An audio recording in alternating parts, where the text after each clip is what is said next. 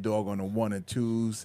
Yes, yes, yes. Juan Castillo Morning Show. And it's about that time. Truth to Power with my man, Michael Jefferson. What's happening, brother? Morning, Juan. Good morning, morning, team. All right, all right. All right, Juan. Today I want to discuss something that you and I have discussed several times in the Yes. past off air.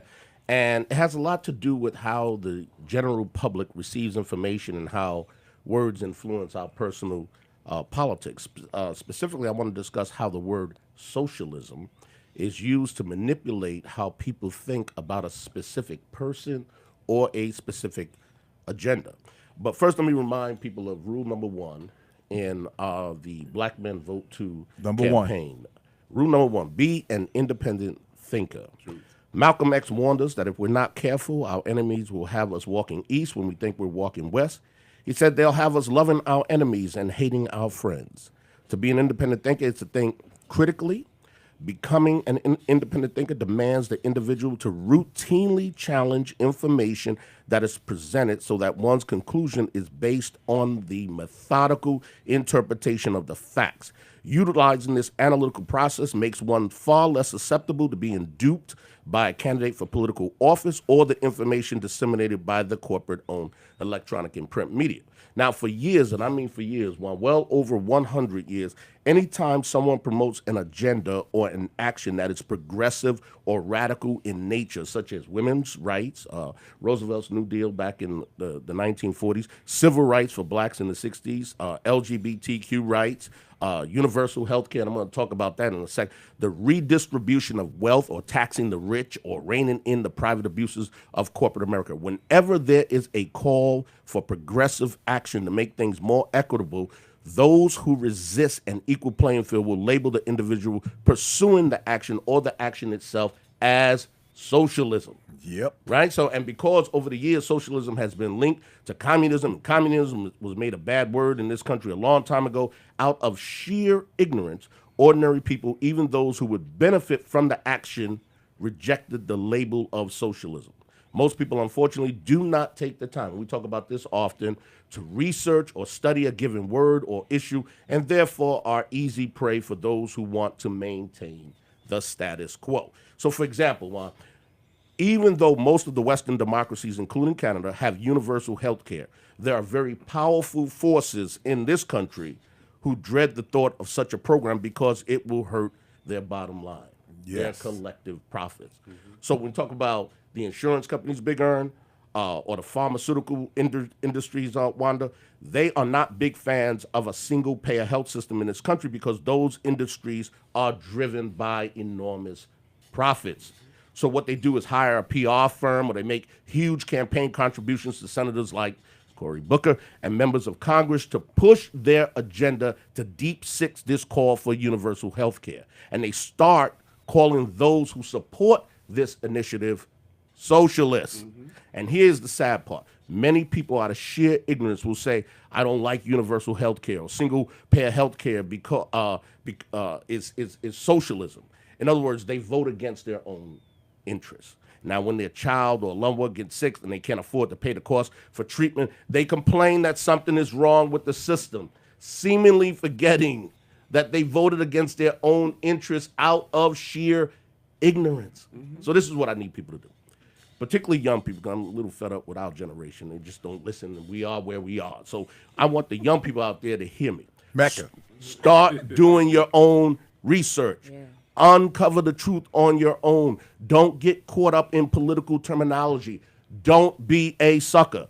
Don't allow yourself to be duped by those who don't have your best interests at heart and who deliberately prey upon your ignorance to gain your support. In other words, they think you are ignorant. Prove them wrong. Don't reject, for example, the Green New Deal because someone says, oh, that's socialism. Don't reject the proponents of progressive actions like AOC, our girl out of New York, Alexandria Ocasio-Cortez, Yes. because someone labels folks like her socialist. So what? Ask yourself the simple question. Who's on the other side of the debate? Who are they advocating for? Who's financing them? And know this, some of the worst people ever to come to power in modern history waged a ferocious war against socialism and used the word to frighten people into supporting them. And I'm talking about real monsters like Mussolini and Adolf Hitler and the Shah of Iran and Augusto Pinochet of Chile. I mean, some serious monsters. So all I'm saying is to think, study, and decide for yourself. And what's really interesting, and thank you, Mike, because I mean, this is an issue that is going to plague us in this election coming up. Oh, absolutely. It is a word that is Absolutely, going to Juan. be used constantly, right? Absolutely. And let me say this, right? There is no, you're talking about a government that is democratic in nature. Mm-hmm. You vote for your, elected officials, and then you have a way of running business in America that's as a capitalist business, right? And that business allows folks to be able to make as much money as they want and do whatever they want and control whatever they want to control. Now, the reality of it all is that this system, as great as has made America in terms of, raising salaries and raising the standard of living and all that, what it has also done is if you own a factory and you're paying people a wage that is not a living wage, right?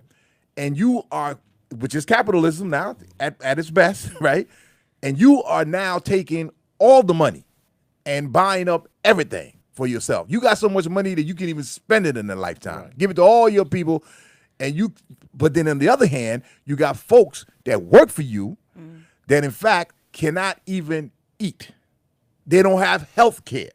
All of that, right? Now, if we said, okay, why don't this business, become more about, having the owners, having the workers have a stake in the business? And it's been proven that when workers are allowed to have a stake where they get stock options and those kinds of things, they're better workers because they take ownership of their company. See, something like that, you're a socialist and you want to turn the country into a dictatorship. Now they bring it back to the way of governing. Right, and that's how they confuse you. Oh, absolutely. Right or wrong, Mike? Absolutely. Well, in closing, look, people make capitalism synonymous with democracy. Socialism is synonymous with democracy. Right. And capitalism is more synonymous with fascism. If you ask me. Exactly. It's rugged individualism. Do whatever you can to make money. Crush labor unions. Do whatever you have to do to make as much money as you can. Create more poor people. There you go. Create more poor people. There you That's go. horrible. All right. Yeah, I like to call it bandwagon thinking. You don't think for yourself, you just jump on the bandwagon. Dangerous. Due diligence. Know for yourself. I love it. Thank you so much for coming in. And Glad you to stay be right here. We have more on the way. We're going to do some birthday shout-outs on the way. Speaking of Erykah Badu, it's her birthday, so we want you to get your shout-outs in, and we want you to get your song request and your favorite Erykah Badu song. That number to call is 203-562-9430. Coming back after this. And thank you again, Michael Jefferson. Yes.